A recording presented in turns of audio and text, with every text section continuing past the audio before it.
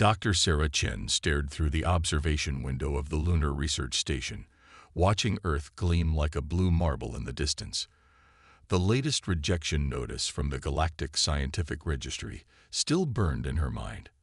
Her dark matter propulsion theory, dismissed without proper review, again. They didn't even test the equations, she muttered, her reflection scowling back at her in the reinforced glass. Behind her, the holographic display continued streaming footage from the latest Galactic Council session, where the Arxian delegate was explaining, with characteristic condescension, why humans remained classified as a developing species.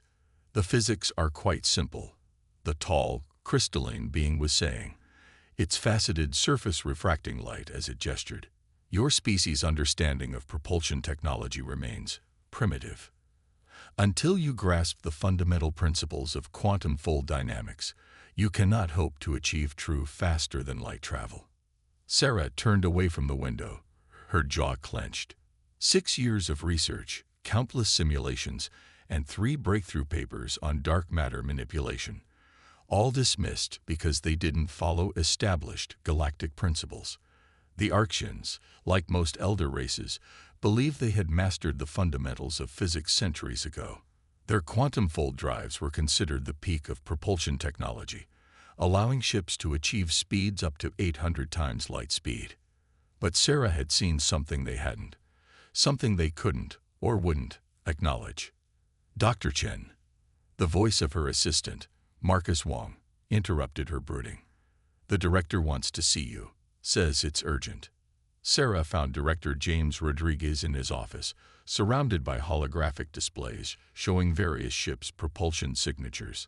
The veteran aerospace engineer had been running Earth's Special Projects Division for over 2 decades, earning respect even among the alien scientific community.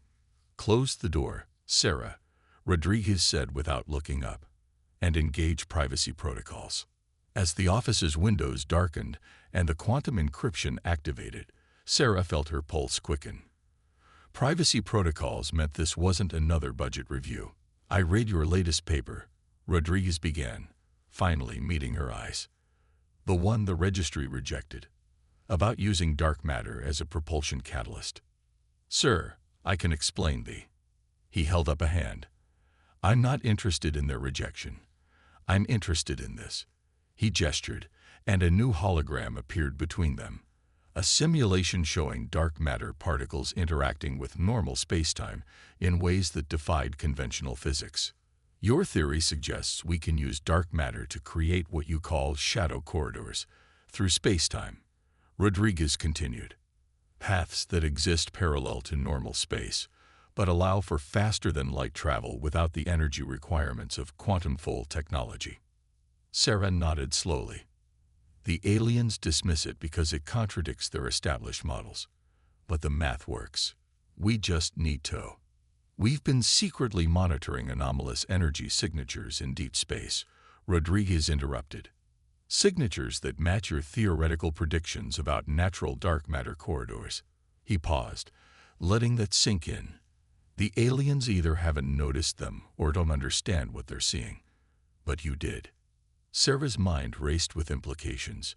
You're saying my theory has already been partially proven by observational data.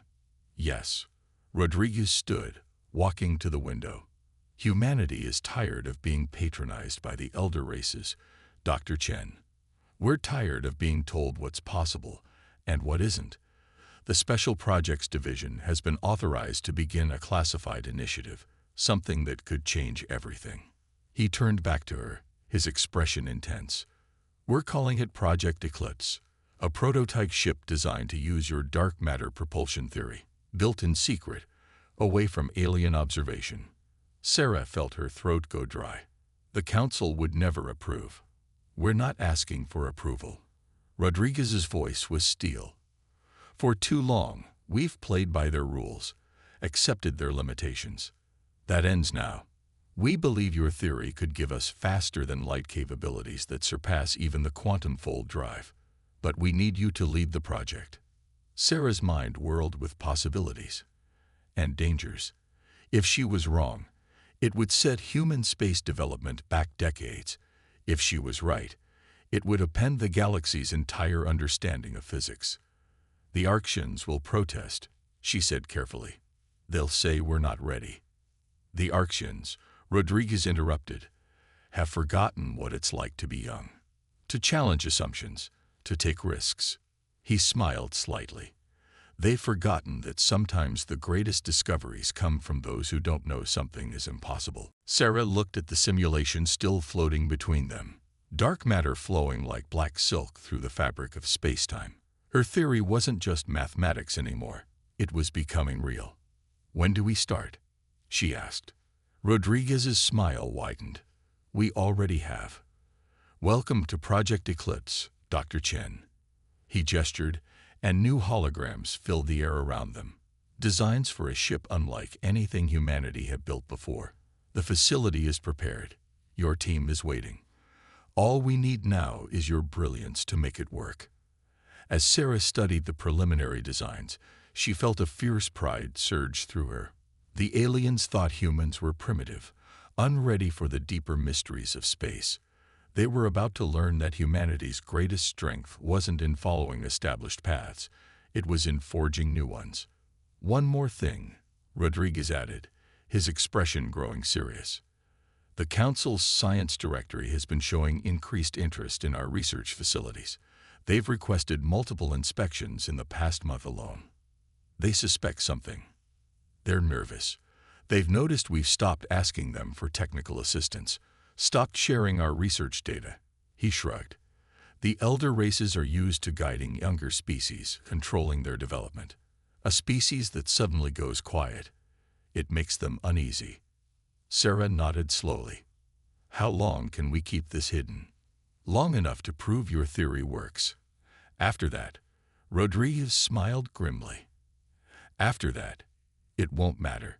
Success or failure, Project Eclipse will show the galaxy that humanity is done playing by their rules. As Sarah left the director's office that evening, her mind was already racing with calculations and refinements to her theory. The aliens believed humans were centuries away from true faster-than-light travel. They were about to learn that sometimes the greatest leaps forward come from those willing to question everything, even the supposed laws of physics themselves. Project Eclipse was more than just a ship or a theory. It was humanity's declaration of independence from alien scientific orthodoxy, and Sarah Chen was about to light the fuse. The secret facility buried beneath the Martian polar ice cap hummed with activity. 3 months into Project Eclipse, and Sarah Chen was beginning to understand why humans made the elder races nervous. While alien scientific projects typically span decades of careful, methodical research, humanity attacked problems with almost reckless speed and determination. Dark matter containment field is holding at 98%, Marcus reported from his station. The young physicist had proved invaluable, his unconventional thinking perfectly suited to their unorthodox approach. The new crystalline matrix is performing better than expected. Sarah nodded, studying the holographic representation of their prototype engine. Where alien quantum fold drives were massive, complex machines, their dark matter drive was elegantly simple. A series of crystalline chambers would channel and focus dark matter, creating controlled shadow corridors through space-time. Dr. Chen. The sharp voice of Dr. Diana Russ, their head of engineering, cut through her thoughts. We have a problem with the structural integrity calculations. Sarah moved to Diana's station, where complex stress analyses painted a grim picture. The hull can't handle the theoretical stresses, Diana explained, highlighting critical failure points. If we're right about the speeds this drive can achieve, the ship will tear itself apart. This was the challenge that had plagued them for weeks. Their drive could potentially achieve speeds that would make alien quantum fold technology look primitive, but no known material could withstand such forces. What if we're thinking about this wrong? Marcus suggested, joining them. The aliens always focus on strengthening their ships to resist space-time distortion. But what if we did the opposite? Sarah felt a familiar excitement, the kind that came when humanity was about to turn conventional wisdom on its head. Go on. Instead of fighting the distortion, we let the ship flow with it. Marcus's fingers flew over the console, modifying their designs. Look at how dark matter naturally moves through space. It doesn't push against reality. It slides between the layers. Diana's eyes widened as she understood. We don't need to build a stronger ship. We need to build a more flexible one. The next few weeks saw their prototype evolve into something that would have horrified traditional shipwrights. Instead of rigid alloys, they developed a semi-fluid hull material that could adapt to space-time distortions. The ship would literally flow through the shadow corridors, like water through a stream. But not everyone shared their enthusiasm for breaking convention. "This is madness," Dr. Victor Rossi declared during their weekly review. The veteran physicist had worked with alien research teams for years, and it showed in his rigid adherence to established principles. "We're violating every safety protocol the Council has established. If they discover what we're doing, they'll what?" Sarah challenged. "Tell us we're being reckless, primitive. They've been doing that since we achieved spaceflight." "The protocols exist for a reason," Victor insisted. "Younger species need guidance to become just like them." Diana interrupted. "To stop taking risks, stop innovating. Look at their ships, Victor. They haven't fundamentally changed in centuries because they believe they've reached the peak of what's possible." The argument might have escalated further, but alarms suddenly blared throughout the facility. Director Rodriguez's voice came over the comm system. "Security breach at the outer checkpoints. Unknown vessels approaching Mars." Sarah's blood ran cold. They had known this day might come, but not so soon. The Council's science directory must have finally noticed the unusual energy signatures from their tests. "Initiate protocol blackout," Rodriguez ordered. "All personnel to emergency stations.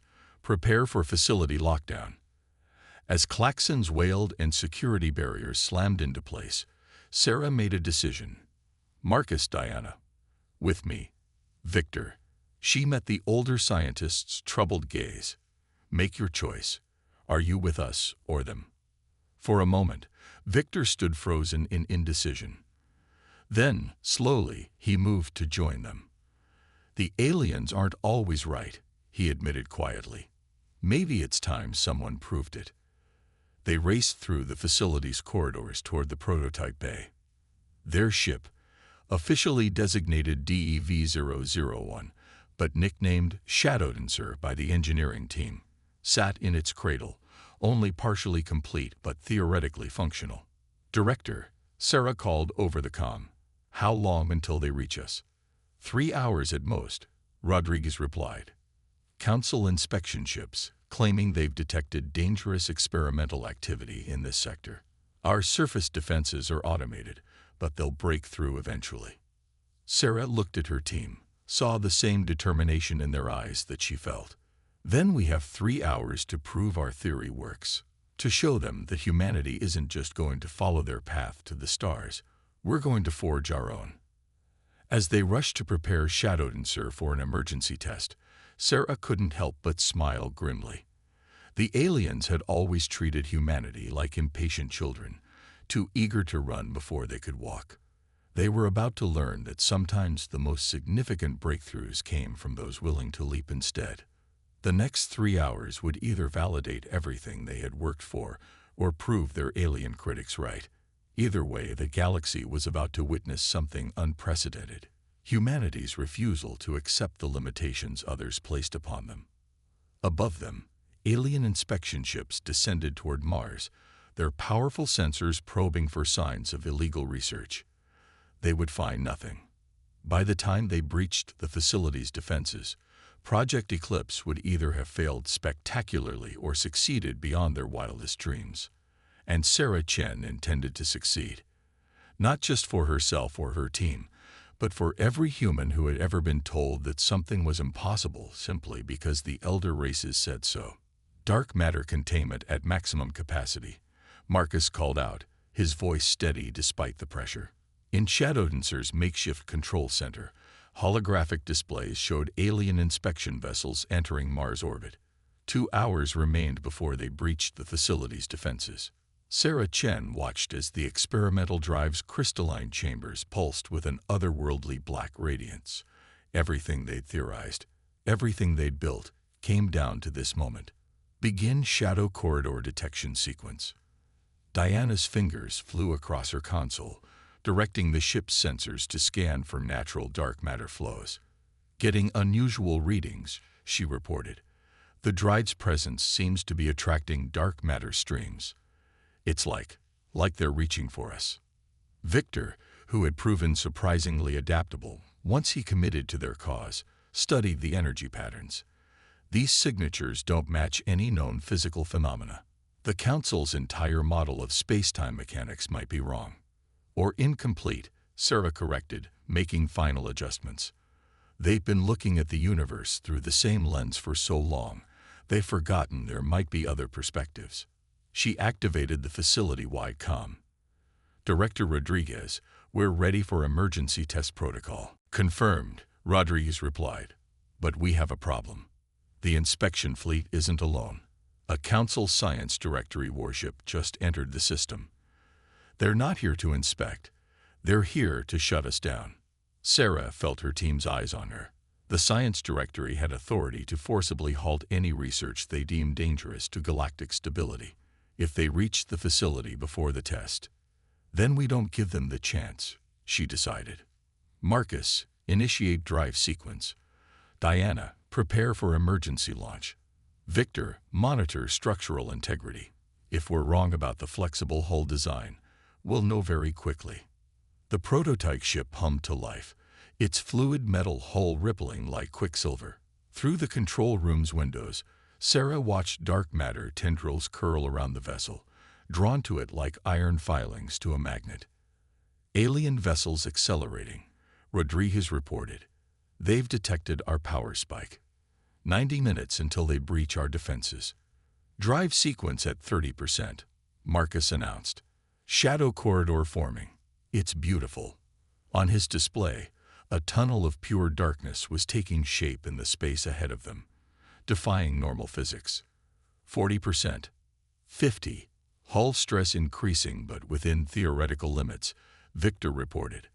The flexible design is working. We're not fighting the corridor's formation. We're becoming part of it. Sarah allowed herself a moment of fierce pride. While alien ships forced their way through space-time, Shadowdancer would flow with it, using paths that had always existed but had never been seen before. Drive at 70%. Shadow corridor stable. Marcus's excitement was palpable. We're ready for. The ship suddenly lurched. Warning lights flashed across every console. Energy surge in the crystalline matrix. Diana shouted. The corridor is destabilizing. Sarah's hands raced across her controls. The dark matter stream was growing too powerful, threatening to tear the prototype apart. All their calculations, all their theories, had they missed something fundamental? Shut it down, Victor urged. The hull can't take much more. But Sarah's mind was racing, seeing patterns in the chaos. The dark matter wasn't fighting them. It was trying to show them something. No, she said firmly. We don't need less power. We need more. That's insane, Victor protested. Will. Trust me. Sarah's voice cut through the panic. Marcus increased power to maximum. Diana, redirect all auxiliary systems to the drive. Victor, watch what happens next. As Shadowdancer's drive pushed to full capacity, the destabilization suddenly ceased. The shadow corridor didn't just stabilize. It expanded, becoming a vast tunnel of possibility through space-time itself. My God, Victor whispered, staring at his readings. The dark matter. It's not just creating a corridor. It's revealing an entire network of them. Natural passages through space-time that have always been there, hidden from conventional sensors. Alien vessels entering upper atmosphere. Rodriguez's voice crackled. 1 hour until. We're not waiting. Sarah decided. Everyone strap in. Marcus, plot a course through the corridor. Diana, prepare for transition. Victor, record everything. The Council needs to see what happens when they underestimate humanity. As the team secured themselves, Sarah took one last look at the facility that had birthed their impossible dream. The aliens thought they were coming to stop dangerous research. Instead, they would witness the moment humanity broke free from their scientific orthodoxy. Shadow corridor alignment complete, Marcus reported. Ready on your mark. Sarah took a deep breath. Remember this moment, she told her team. This is when we prove that the greatest discoveries don't come from following established rules. They come from daring to break them. Initiate transition. Shadow Dancer surged forward, its fluid hull gleaming like liquid starlight. As they approached the shadow corridor's threshold, Sarah felt a fierce joy. The aliens were about to learn that humanity's greatest strength wasn't in our technology or our understanding of physics. It was in our willingness to leap into the unknown, to challenge the impossible, and to find paths that no one else could see.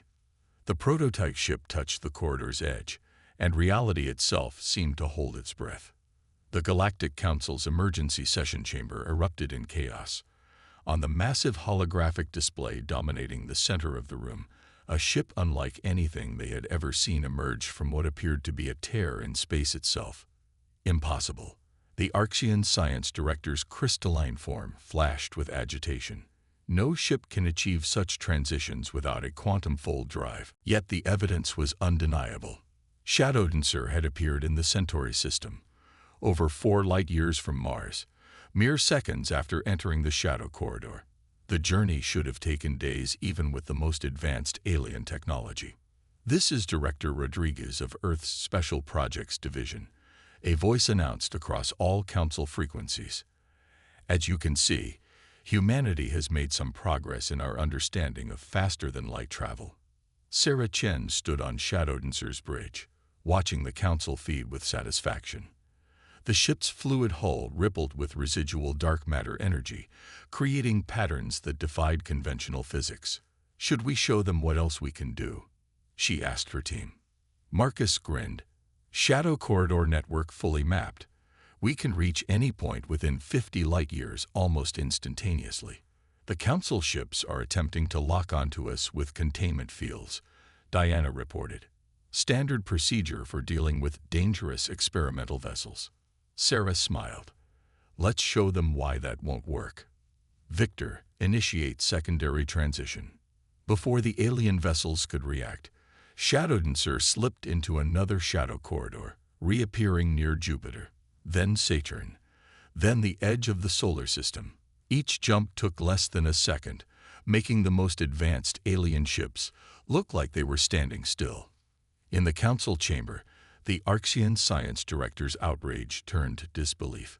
This violates all known laws of physics, the energy requirements alone. Actually, Sarah's voice cut in as she opened a channel to the chamber. It doesn't violate physics at all. You've just been looking at it wrong. Dark matter doesn't just interact with normal spacetime. It creates natural pathways through it.